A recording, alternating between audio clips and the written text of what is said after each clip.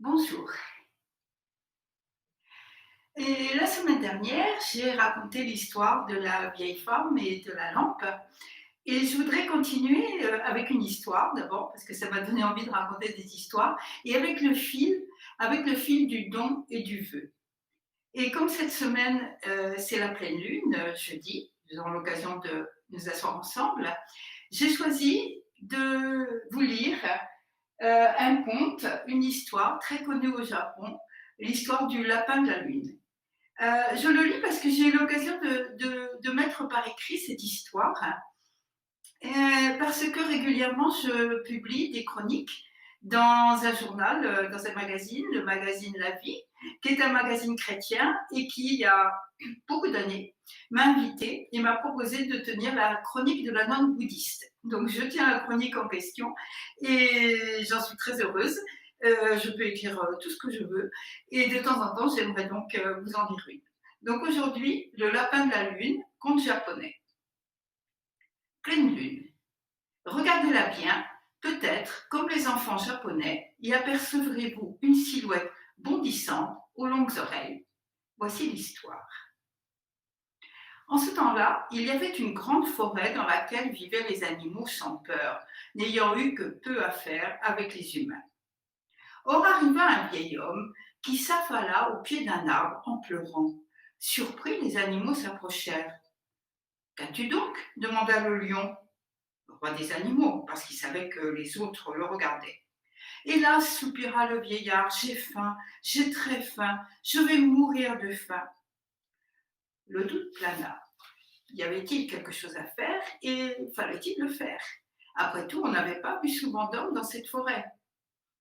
C'est l'occasion de faire connaissance, suggéra le singe, amusé par la ressemblance de cet homme avec son dernier né. Et de quoi as-tu donc besoin?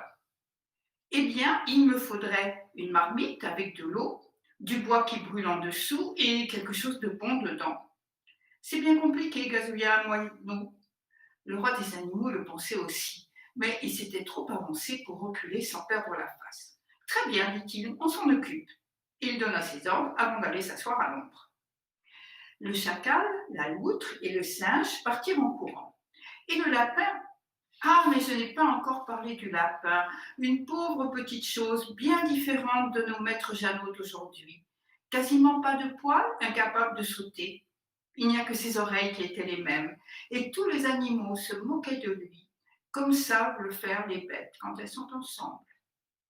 Mais vaillamment, le lapin partit lui aussi à la recherche de nourriture. Bientôt, ils furent de retour. Bon, je change le livre un peu. Le singe, aussi fier qu'effrayé, portait à bout de bras un brandon enflammé. Le chacal serrait contre lui une marmite, dérobée on ne sait où, et la loutre avait rempli d'eau ses bachuts. Le lapin boitillait misérablement, un petit bouquet de serpolet serré dans une patte. Le lion, aidé de l'homme dont on entendait le ventre gronder, installa le feu, la marmite et l'homme regarda tristement la marmite remplie d'eau. Le lapin fut pris de pitié. Il était malingre, il était laid, il connaissait lui aussi la tristesse et le désespoir.